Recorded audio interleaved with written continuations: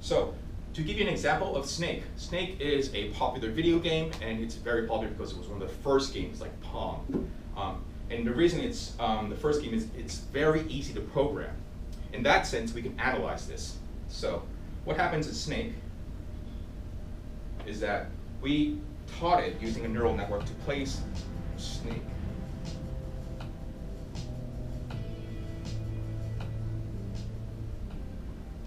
So these numbers originate from the fact that Snake is a game where you are limited in a certain area. In that area, you start out with a dot, as a dot. You want this over there a little more? Oh, thank you. So this is your snake. And then this snake has 8 directions you can go to. 1, 2, 3, 4, 5, 6, 7, 8. It's like Minesweeper. This is your mine. You can go to 8 different things. So here's snake. Okay, I'm not an artist. I'm sorry, I'm an engineer. That's your snake. So it has 8 different directions, but of the 8 different directions, it has 3 parameters it wants. One, or not parameters, weights. One is that if you hit the wall, you die. So you don't want to do that. Wall. You want to eat an apple. There's this apple thing, apple. And then you also don't want it to hit each other, because the more apples you eat, the longer you get, and if you hit your body, you die. So depending on one of these 8 directions, cardinal directions, let's say you go to number 1, you have to check out how far are you from the wall, the closest wall. Let's say here, a distance of 6, with an apple, a distance of 9, and body, a distance of 2 away. And that's your value. So that is where this starts. This is where the 24 input neurons come in. So that's one channel. These 2 are the hidden neurons, or the hidden channels. Again, this is where the complexity comes in, where it's kind of difficult to see what's going on. And this is highly configurable. So if you go to this website on YouTube, there's a documentation below, and you can actually program this. So you can say, hey, I want the worm to go curvy a lot. That's another hidden neuron. The second one is I want it to go close to the center. That's another hidden parameter neuron, and blah, blah, blah. So you're assigning behavioral characteristics. And lastly, you have the 4 outputs, which is up, down, left, right. Ultimately, based on the input of this and its behavior, will you make it go up, left, right, or down? So again, this is where it's doing it right now. So the first model, the first generation, is not that smart. Second generation, it's getting better, but still, trying to understand.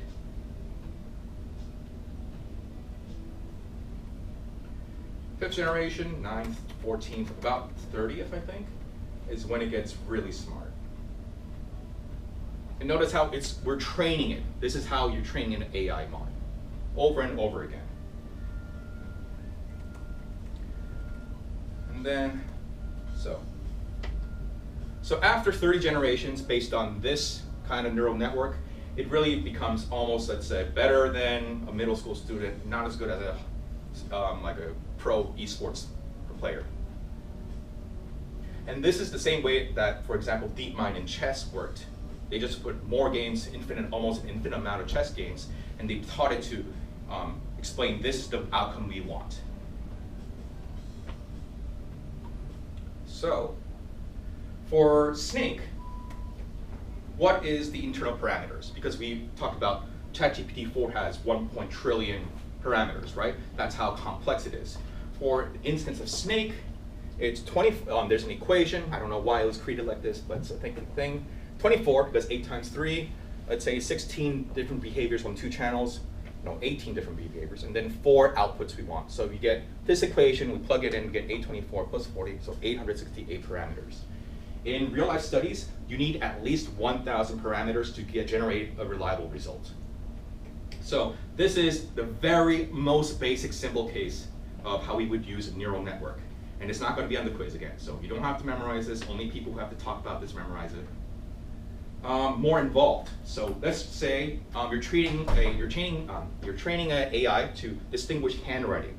Handwriting is really difficult because everyone has a different type of handwriting. So how do you train handwriting instead? So in this case, we are starting with 784 inputs. Oh, sorry. You'll need to pull it back over there. So where does 784 come from? On this number grid, let's say we take a picture of some writing, like I put wall here, right? We're going to move it over to wall here. Oops. And we're going to do something called normalizing. And we're going to normalize it on a number of pixels. So on your, let's say on your smartphone or your laptop, you have a pixel rating of 1028 to 2000 something pixels, right? In this case, they use 784, which is 28 times 28. So it's probably 28 pixels times 28. So it's dividing it all in this general area. So in this general area, this is 4 pixels, this would be 16, what, yada, yada. You can see this pixel has a lot of the W in. So we're going to assign a value from 0 to 1, 0.9. This has nothing, 0. This has 0.9, this has 0.2, this has 0.1, whatnot. So this is how we get, again, our initial data of 1 or 2 or 3. So we have our input. Our second would be the behavior, the hidden layers. Why is it 2 layers? Why is it 16 layers? I don't know. It's up to the person, you know, they defined it. You know, it's just a personalized thing. So in this case, we have 16 and 2 layers of 16. And in the end result, we want to distinguish if this letter is one of the letters in the English language, which is 26, or in this case, number. So 1 out of 10 numbers. So we get the value of 7, 8, 4, 16, 16, and 10. And if we go back to the equation,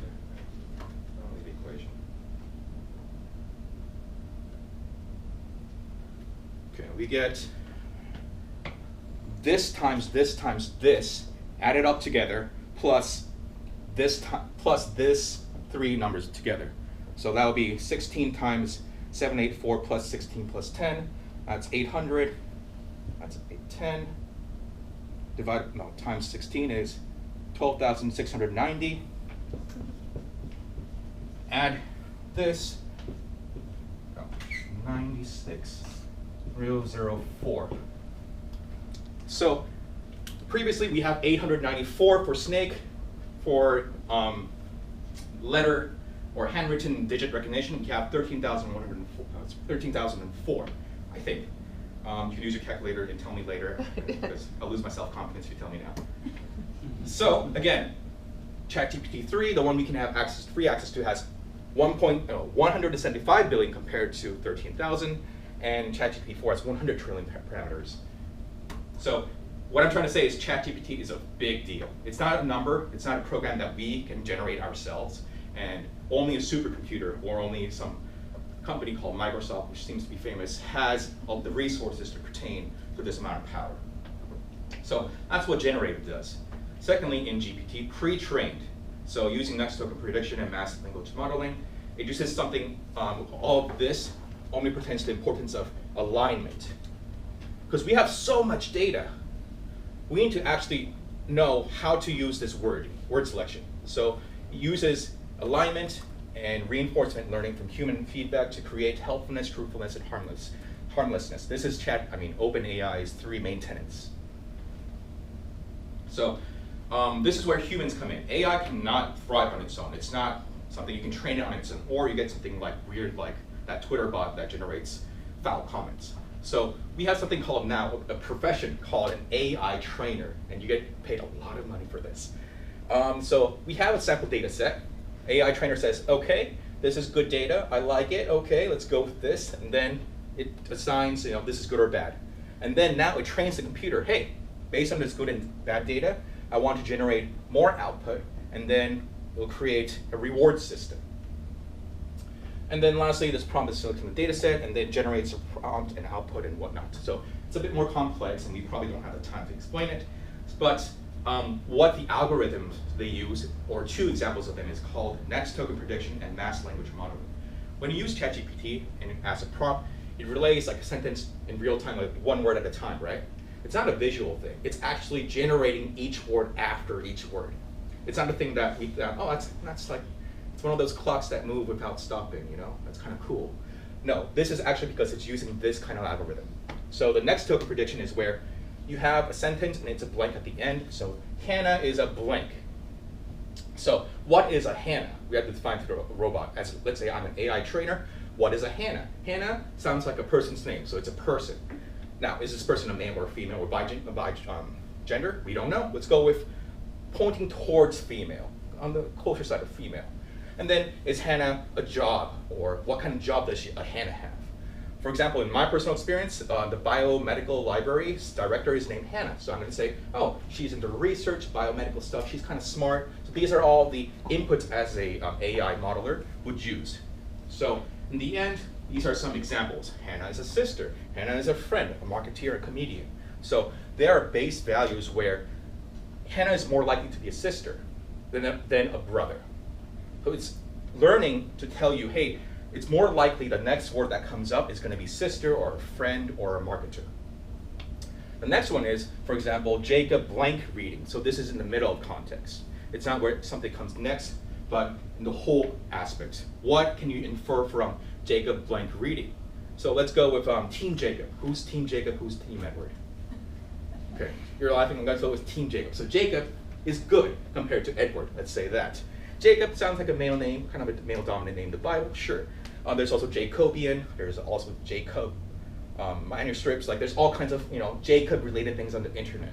As an AI trainer, I have to train it what pertains to reading and how much value I should put in. So Jacob fears reading. Maybe, because he's a werewolf, he seems like a brute, not an intellectual guy like Edward. Go Team Edward. So we assign these values compared to other values. So this is how the human part comes in.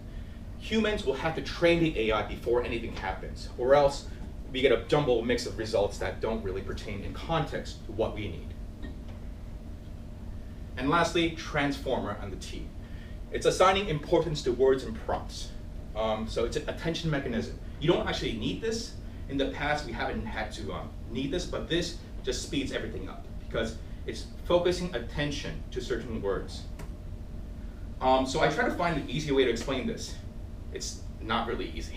So the best way I could find is, let's say, using this algorithm matrix.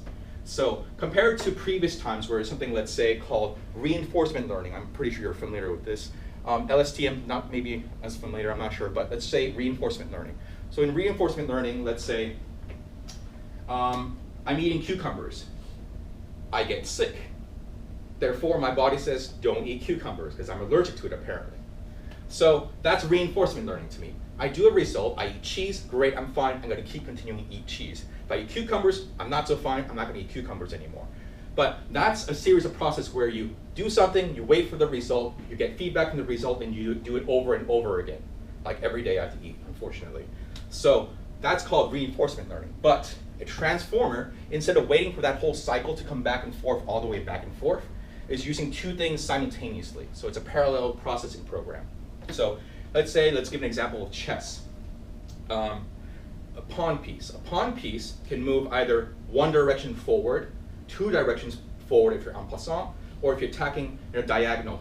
So it says pawn can move up one, up two, or up diagonally. So it processes that. At the same time, this is where the whole game comes in. Do I want this pawn to be moving now? Do I want it to be moving because it's going to be a queen soon? Or do I want it to block off the knight's advance? Or something along the lines of that. So by providing two parallel actions at the same time, it's speeding it up. So for example, when we use ChatGPT, it only takes a mere seconds for us to get a result. In the past, we used LSTM and RL learning, and then that really took so much time, over and over. We had to wait hours for a result. So this is where, again, the term transformer comes in, and it's why it's important. So that's kind of like ChatGPT. I hope it's, again, not on the quiz, it's all good. There's also other things, like DALL-E 2. So again, if you go on the same page, ChatGPT, the second one is DALL-E. DALL-E uses a different algorithm, but again, a large language model, a large set of data, using something called diffusion probabilistic. Again, I'm not going to explain this, but I can show you this. Is one of the classes I do. So DALL-E, if you go online and check it out, at UPenn.edu.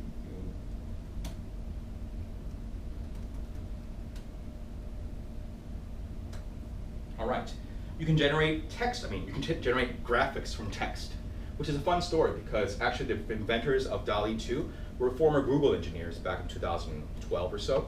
And then they had a really universal problem. So Google has a search function, and they have an image search, right? So if you want to search an image, it's online, it's trillions of images. The problem is because people are lazy, we never put subtitles to the images. We never describe what the image is. So Google engineers, really smart people in Google, they thought, hey, we should make an AI program that looks at an image and can describe it in text. So that worked out great for Google, right? And their search term kind of like really got more advanced. Now, the even smarter Google engineers thought, wait a minute, let's fuck with that. Let's reverse it. What happens if we reverse that thing? So the smarter engineers said, if we get a text prompt, can we generate an image? And they're so smart that they can create their own company called OpenAI. So this is what they do. So let's say, please give me your favorite animal. Giraffe. Giraffe. Okay. Do you want it to be a happy or sad giraffe? Go ahead, you guys. Happy. Give me a location. Perry, on the moon, on the ocean. Sorry? Aquarium. In an aquarium. Give me a verb, please. Jumping. Jumping around. And I'm going to do in the style of Monet watercolor. So right now what I do basically is introduce this technology to students. Use your money to buy credits and then generate all these images. But this is nice because You again, could do like 30 for free. yes, but you know, I have Yeah, I 200 know. students. I know, so I know. I've been using, I have 43 left, good. I'll Okay. provide more later. So this is all generative. It's new, it's a new graphic design. It never existed before, it's completely unique. So then, now, you can make your own t-shirts. So this is the class, one of the classes I teach for freshmen, because they want to have fun. So you can generate any of these images, and let's say, let's see what other students have been doing. Mr. Worldwide dressed in a chicken suit. Great. Let's see. Black and white oil painting on a dancer on stage.